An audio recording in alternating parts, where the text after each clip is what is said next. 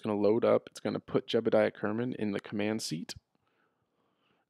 And then we will start gathering our first bits of science. A lot of people like to just load up and put a booster on and then just go from there right off the bat. I like to do a little bit of science gathering first and sort of push the tech tree before I start launching.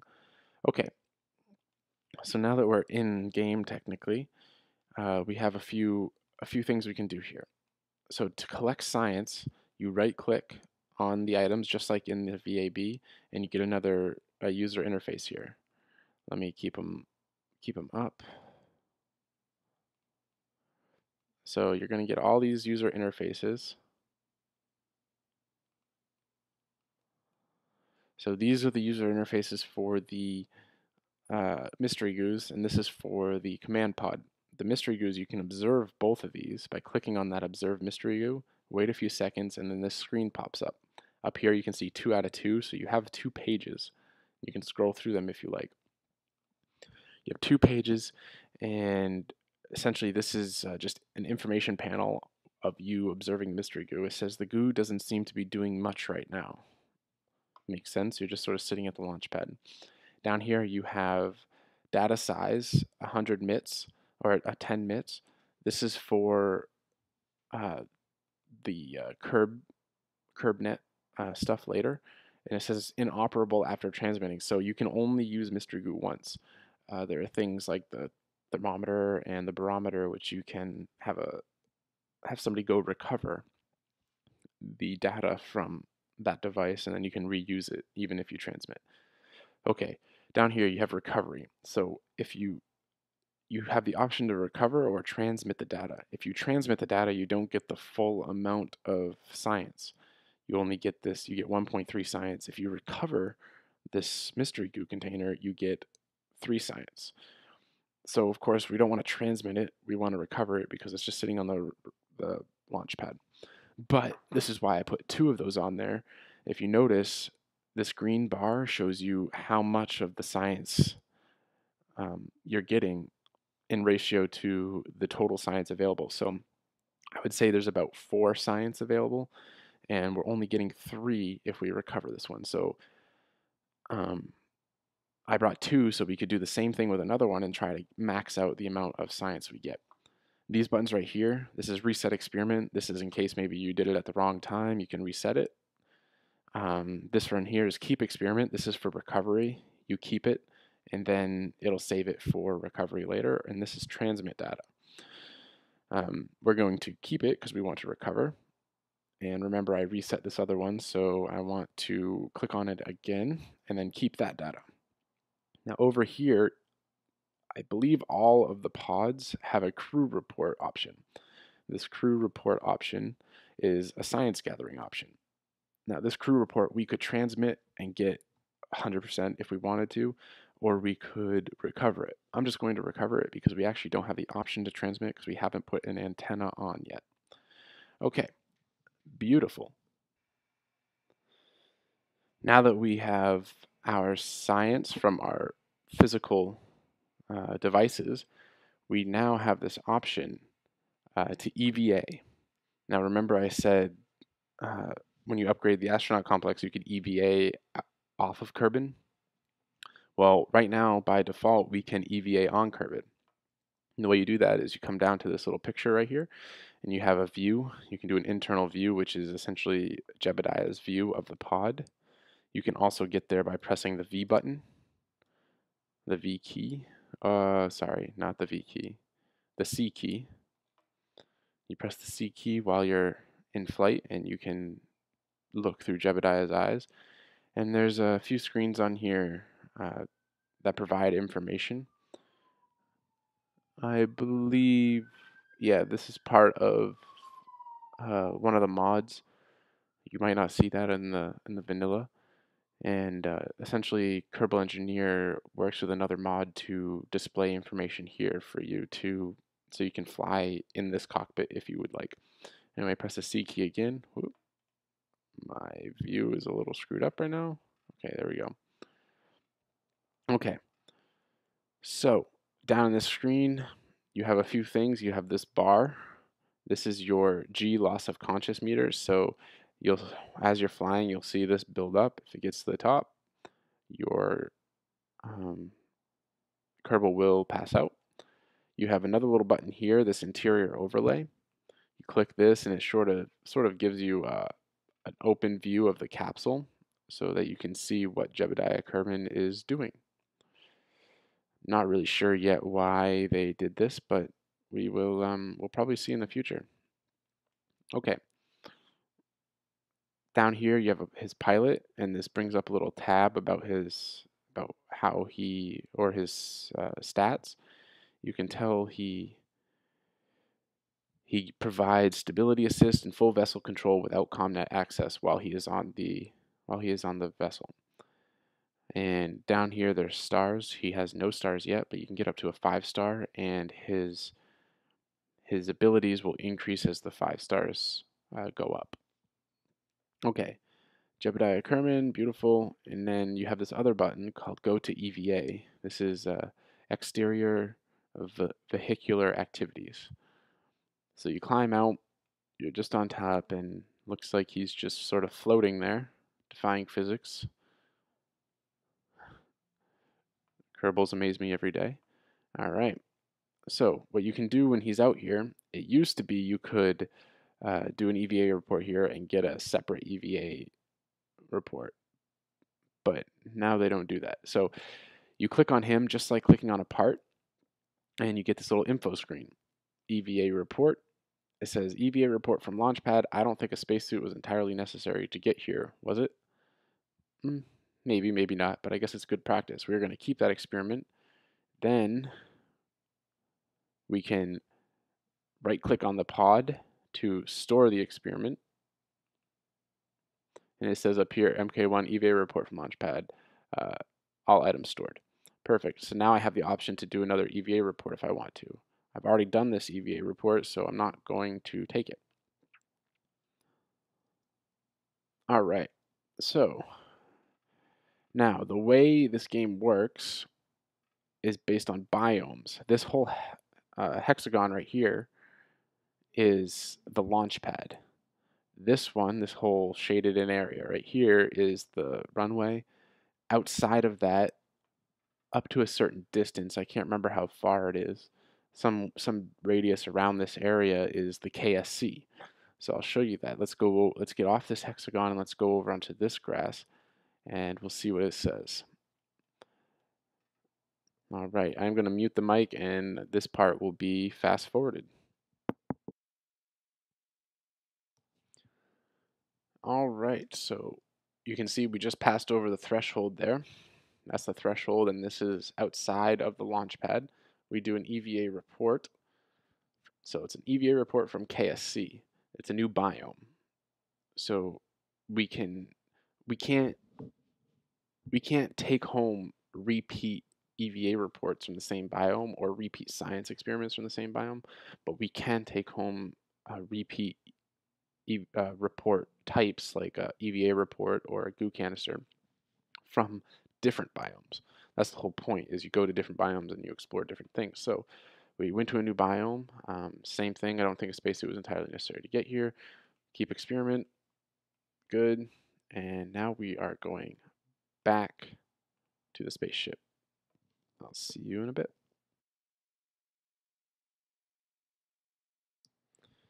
All right, made it back to the vehicle, to the MOHO capsule. With that report, now I can right click and I can store the experiment. And now what I usually do is I do one more. I go out to the crawler way. That's a separate biome as well. So just give me a few seconds and we'll be out there shortly.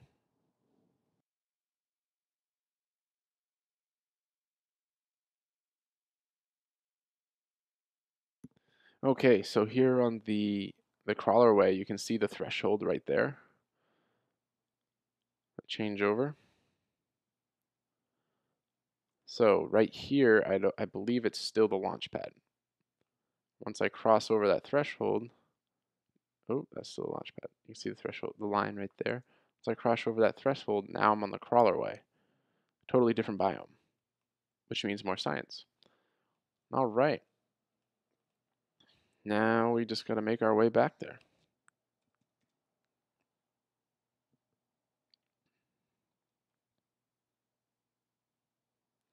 Again, sorry about the sort of monotony of just going around to different parts of this map right here. But like I said, I like to make sure I get all the science I can before I start launching because there's a lot of wasted science if you don't uh, if you don't get it. All right, so I didn't tell you guys how to do that. Obviously, it says F to grab or F to climb. It's kind of confusing, but just press F and he'll grab onto the ladder, and you can climb up the ladder, and then a new icon will pop up. You have F to climb out, space to let go, or B to board. You want to board, and he'll get back into the Moho capsule. He'll store that EVA report from the crawlerway, and now we are ready to recover our vessel. But before we do that, I'm going to show you what I mean about the staging. So here we have the parachute. Remember, the space button is the staging button. So this parachute should deploy when I press the space button. Now you're not going to see anything happen here because there's no air rushing by for the parachute to grab onto, but you'll see something happen here. The parachute will become useless. So I'm going to press it right now. The shading changed just a little bit. So that shading just means that it's already deployed, meaning I have no control over it anymore. If I were to start flying, you'd see it. If I were to maybe take off, you'd see it come out and the rocket would go everywhere because once it has air pressure, the parachute will grab hold of that air. But right now there's no air pressure, so nothing happens. Okay, so we have our crew report, we have our 3 EVA samples, and we have our 2 goo canisters ready to collect. So what we do, I guess before I do this, we'll just do a quick run through of everything over here. This is just an info panel of your controls. This is your yaw and your roll. And then you have your pitch control here. Pitch is controlled by W and S by default. S pitches your tip up. It's inverted. So right now, this nav ball, I guess this is a good chance for me to go over what the nav ball is. So this nav ball is orientated so that this is like looking straight up through the tip of your capsule. So right now it's in the center because you're pointed straight up. Okay? We'll go over it a little bit more, but if I were to say, if I wanted to maybe tilt to the north, I would try to tilt left. You see how the icon is trying to tilt to the north? And north is that way, that direction. And then you could tilt to the south, to the east, or to the west, sorry, and then to the east. Okay, so like I said, we're going to go over it a little bit more later, but essentially this nav ball is like looking at the sky. It is blue. The blue side is when you're looking straight up into the sky. When I tilt over to the side, the red is like looking at the ground. All right, so I'm all over the place. The red is like looking at the ground. So right now, you can tell the way Jebediah Kerman is orientated. He's sitting straight up on the ground right now. The top of his head is away from the ground. This little dot is his orientation. This line and this little pointy point right here is down in his orientation, and this dot is up in his orientation. So if I wanted to tilt up toward the sky, I would.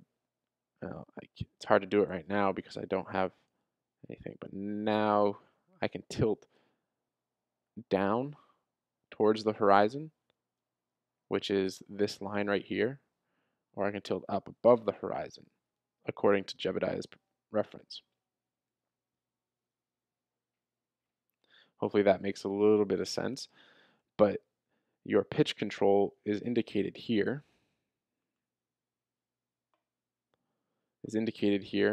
I believe you can, no, you can't. It's indicated right there, and that's controlled by the W and the S key. And remember, it's inverted so that down is up and up is down. Then you have your yaw, which is left and right. That is not inverted. So according to Jebediah's view, remember down here, I'm looking in the same direction that this nav ball is right now. See how he's pointed down at the ground? This is pointed down at the ground. The horizon's above him, his view. The horizon's above this point. You press A to turn left. Kind of rotates a little bit because just the geometry of this capsule. And then you press D to turn right. And then you have a roll function, which is the Q and the E button. You can roll to the right. So when you press the E, you're rolling to the right. So you're trying to turn this line this way on the nav ball. So now his orientation, his head's pointing up that way, which is up this way, and his butt is pointing that direction, which is pointing that direction. The horizon is to his left, above his left, which is above his left here. And then you can roll back to the other side to do the same thing using Q. If you wanted him to be upside down, you just rotate it. So now his butt is towards the sky, this little point, and his head is towards the ground. I hope that makes sense to you. It's just a little introduction to the orientation of the nav ball. We're going to be doing a lot with that later once we start doing maneuvers in space. Okay, so let me get rid of this view. And that's just what that is right there. You can go into docking mode, which I don't use it because I'm pretty good at docking on my own. But docking mode is used for RCS, and you can control. It gives you a different overlay of um, it gives you an easier overlay of docking. That's all. But I'll show you a better way of doing it, better way of understanding it later, in my opinion. Okay, so we'll put that away. We'll go into staging mode, and then there's toggle map. This is same thing as that map view we saw earlier at the tracking station. You can also get to and from this screen with the M button. Okay. Up here, you have a bunch of information. This is just like in the VAB. This is where you do world's first milestones. So this is, we performed an EVA test at home. This was a milestone. You get an extra 3,200 funds, and we get an extra 1 reputation. Very cool. We can right click on that to get rid of it. Next one down is our resources. So our resources right here, we have wastewater, waste, carbon dioxide, oxygen, water, food, etc. So these are our TAC life support resources. Like I said, you won't have that in default, but I have it. Essentially, it's just an overlay showing you what you have. This shows your monopropellant. Remember, I turned that all the way down. If you had liquid fuel and solid fuel, that would be there as well. Your electric charge. This is showing that you're using positive electric charge of 0.04 units per second. This is because we have SAS on down here. If I were to turn that off, it would go.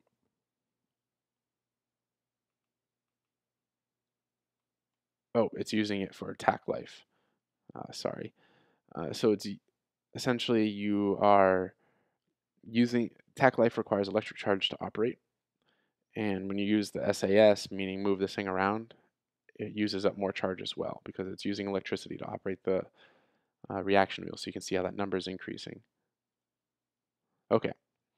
So you don't want that to go to 0 because once you go to 0, you lose all control of your spacecraft unless you have monopropellant or solar panels. Okay, so what else we got? Resources. This list can be really long sometimes if you have a lot of different things, but we don't have much right now. Again, this is the contract saying, just telling you what you need to do. We haven't recovered anything yet, so we haven't achieved the goal. That'll happen once we recover. This shows you some of your funds, what's going, or your space station, or your program information, your funds, your reputation, your science. This is another KSpedia thing. These here are mods again. This is the TAC Life support mod. This is just showing the Moho capsule, I have food remaining for 17 hours, water remaining for 17 hours, and oxygen remaining for 18 hours, electricity remaining for 2 hours. Then you can go to the roster, and this just shows last updated, last food, last water. It just shows it when it runs up. Okay,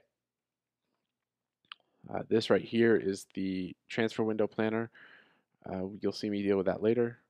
Kerbal alarm clock, again, you'll see me deal with that later. And then the Kerbal engineer overlay. Oh, that's right. Remember I said there are those little things you put on the ship so you can use Kerbal engineer? I can't use it right now because I didn't put that on, but you'll see me use that later. Okay, now real quick before we wrap this video up, there's a few buttons here. You can toggle your lights or you can use U. You can see the light turn on right there or turn off. You can toggle your gear action group. Generally, this is used for landing gear or wheels. And then you can toggle your brakes, again used for wheels. This right here is your altimeter. This just shows your altitude according to sea level. Right now we're 68 meters above sea level. This shows your atmospheric pressure. When you leave the atmosphere, you are going into this zone where there's zero pressure. Down, and this gradient of this color shows less and less pressure. So right now we are at max pressure.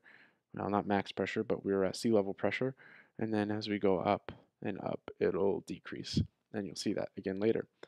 This right here is your has to do with your altimeter, but it actually is more to do with your how many meters per second you are falling. So it's or your direction of fall actually, not how many meters you're falling. Yeah, no, it's how many meters per second you're falling. So this surface speed right now is at 0 meters per second. So it's stuck at 0. If we were to be increasing, this meter would slowly go up. If we were falling, it would go down. And you'll see that again later. All right. Up here is your time and your warp information. We've only been on this mission for about 8 minutes. This has to do with your signal strength for the KerbNet.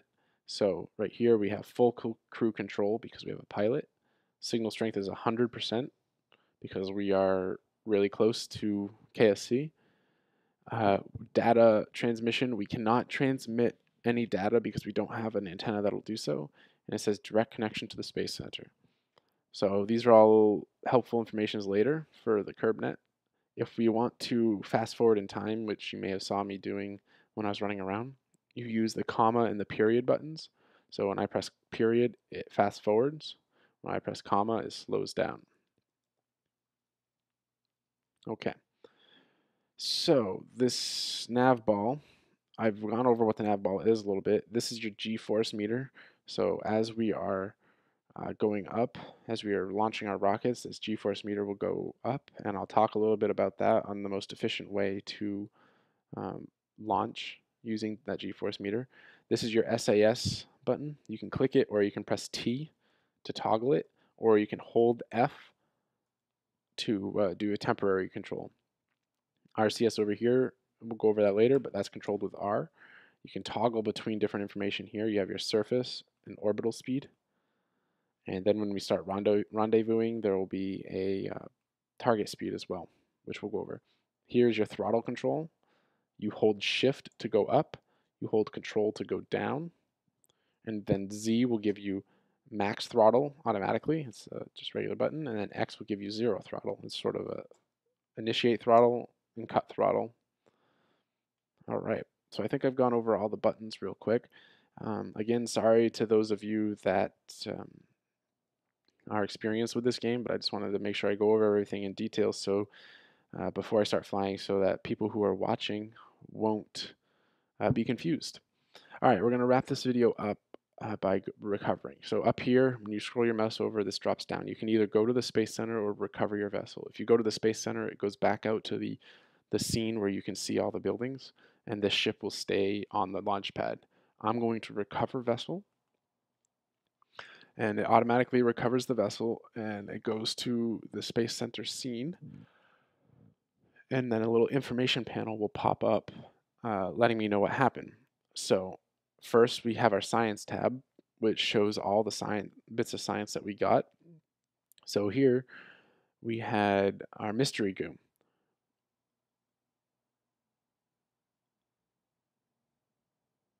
Right. So we got 3 science from the first one and then zero point 0.7 science from the second one, which is good. And then we had 2.4 from all the EVAs and then 1.5 from the crew report for a total of 14 science. That's not too bad at first. That'll allow us to unlock a couple. It'll allow us to unlock a tab for more science. Next, parts. We recovered all of our parts, so we got our full value of our ship back, which is good. And we also got funds from our contract, which you can see down here. We achieved our gather scientific data from Kerbin. We achieved that goal. So remember, we got that full 6,400. So next, we also recovered Jebediah Kerbin, which is good. Glad we didn't lose him. And now we have a total reputation of 31. And you can see it barely moved up there. Okay, so we are done with that mission. We are all set. Nothing's on the launch pad. We are recovered. We now have an archived, completed contract, which is good. And we now can accept our next contract, which is launch our first vessel. We will do that. We will be it'll be a couple more missions, I think, before we actually fly, because you'll see I will accept this contract, but you'll see I'm going to try to get a little more science to unlock our first node for the tech tree. We go into the R&D center and we click on the node that we want to upgrade. We only have options for 2 right now. I don't need this one because I can get through a couple of these nodes before I even need to start launching bigger rockets. Because you can see down here there's another science device which will give us more science. And then there's also the inventory system user guide and a wrench, so we can start doing stuff with that. And an antenna, which is very important. Okay, so I'm going to research that. So now all these parts are unlocked and available to me. This next one, which has another science device, the barometer, requires 15 science, and I only have 9.4. These guys right here are a couple aerodynamic parts, but that requires 18 science. And then this one right here requires 5, but I'm going to save my science so I can more easily unlock this node. All right, so I'm going to back out here, and thank you for watching episode 2. Again, sorry to the more experienced players, but I will get into actual gameplay and flying around in some missions very shortly. So thank you again for watching. This is Tyrus Steinman, and have a great day.